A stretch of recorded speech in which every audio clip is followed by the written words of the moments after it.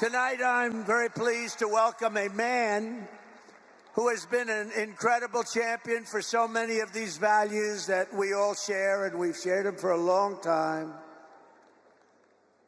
I don't think too many of you people have heard of him. He's very low-key.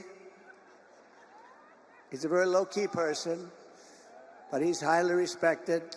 He is a great person. I've known him for so long. For the past 16 months, Robert F. Kennedy Jr.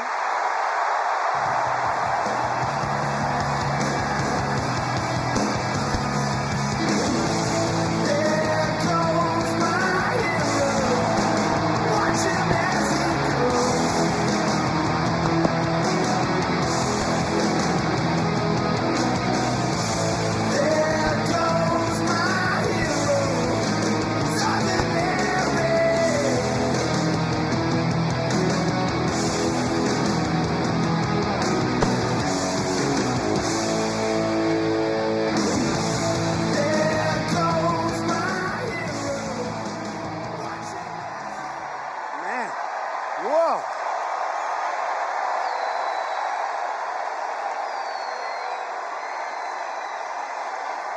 And he deserves it. He deserves it.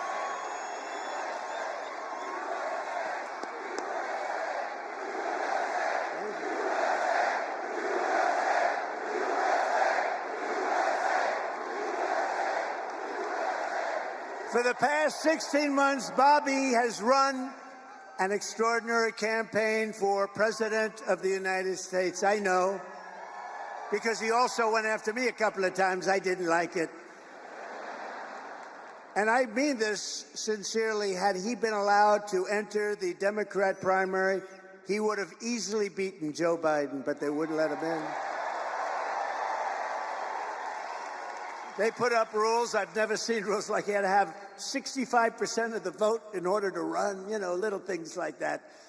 His candidacy has inspired millions and millions of Americans, raised critical issues that have been too long ignored in this country, and brought together people from across the political spectrum in a positive campaign grounded in the American values of his father, Robert Kennedy, a great man, and his uncle, President John F.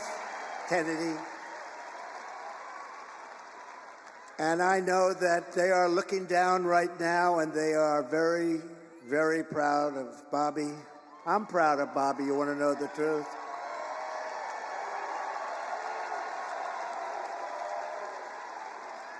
And I don't think I've ever introduced anyone that got applause like he just got. I must tell you, I don't think it's true. I don't think I've ever introduced anybody that got applause like that.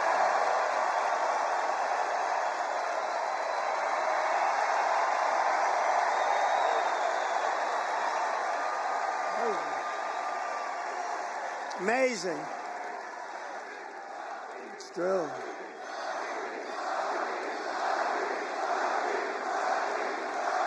Amazing.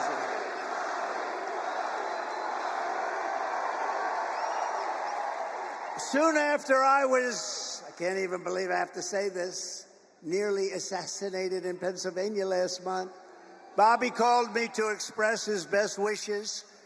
He knows firsthand the risks incurred by leaders who stand up to the corrupt political establishment. When you stand up, you bring on some trouble for yourself, but you have to do what's right. You have to do what's right for the country. I will tell you, we are both in this to do what's right for the country. That's one thing I can tell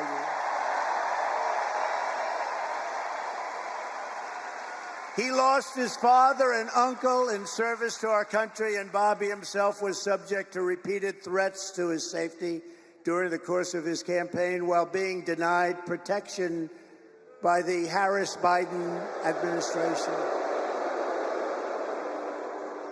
And this is a tribute in honor of Bobby. I am announcing tonight that upon my election, I will establish a new independent presidential commission on assassination attempts. And they will be tasked with releasing all of the remaining documents pertaining to the assassination of President John F. Kennedy,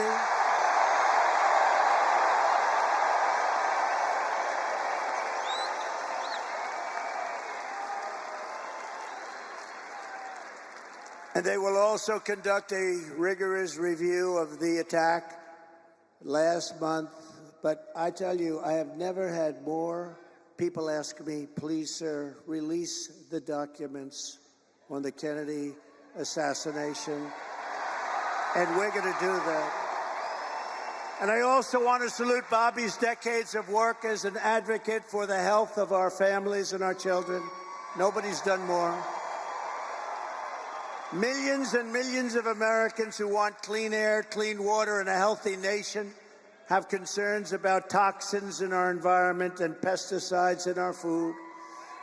That's why today I'm repeating my pledge to establish a panel of top experts working with Bobby to investigate what is causing the decades-long increase in chronic health problems and childhood diseases,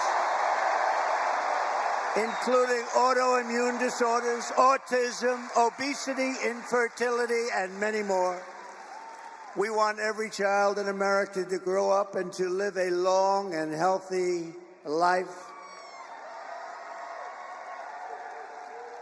So I just want to ask Bobby to speak for a little while. I'll stand aside. I'm going to stand aside. But I can only tell you, I've known him a long time. We've been a little bit on the opposite side of the equation, but I will say this, he is a brilliant, I still think of him as young. He's not that young. I always call him young, but he's not that young. But he is a phenomenal person, a phenomenal man who loves the people of this country as much as anybody can love the people of this country. So, Bobby, please say a few words. Thank you very much.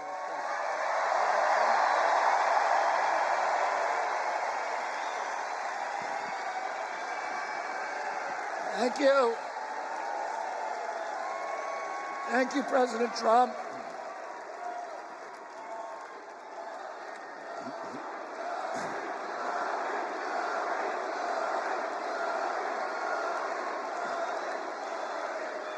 Thank you. A few hours after the assassination attempt at Butler, I got a call from a safe food advocate named Kelly Means, who's been fighting for many years to try to end the corruption at CDC and FDA and USDA. And these institutions, these regulatory agencies, are actually run by the big food processing companies, the big ag and the chemical companies that they're supposed to regulate. And he said to me that he'd been advising me for many years and on my campaign. And he told me that night that he was also advising President Trump. And he asked if I would talk to President Trump. And I said, of course. And about a few minutes later, I got a call from the president. And we talked. We had a very good talk. And then he invited me to come see him the next day. And I went to Minneapolis and saw him. We met again a couple of weeks later in Florida. And we talked about, not about the things that separate us because we don't agree on everything, but on the values and the issues that bind us together. And one of the issues that he talked about was having safe food and ending the chronic disease epidemic.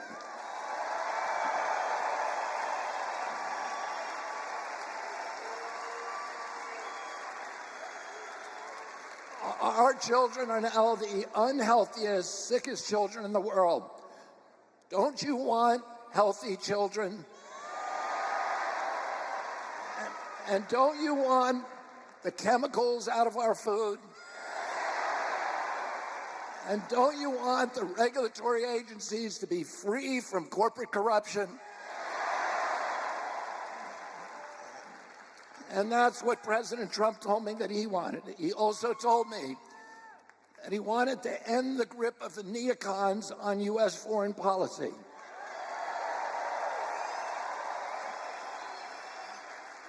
He said he didn't want any more $200 billion wars in Ukraine, that we could use that money back here in the United States.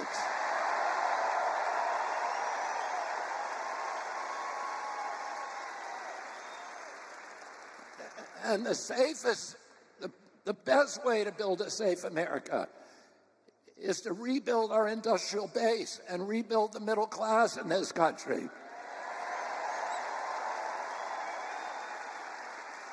And don't you want a president who's going to get us out of the wars and who's going to rebuild the middle class in this country?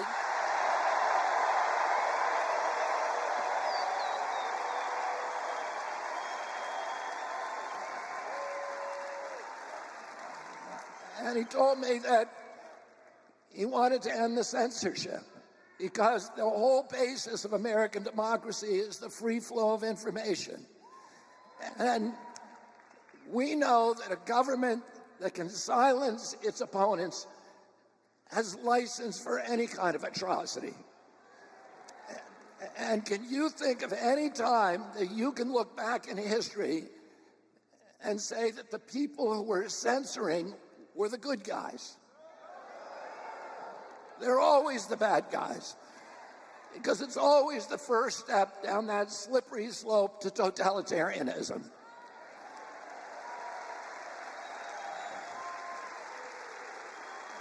And don't you want a president who's going to protect America's freedoms?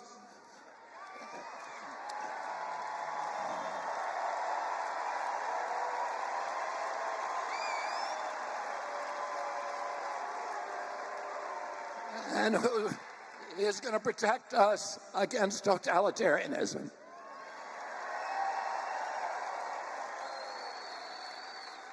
And I want to ask you again, don't you want a safe environment for your children? Don't you want to know that the food that you're feeding them is not filled with chemicals that are going to give them cancer and chronic disease?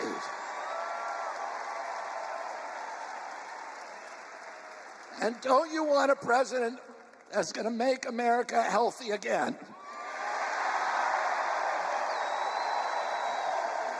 Thank you all very, very much, and God bless you, and God bless America.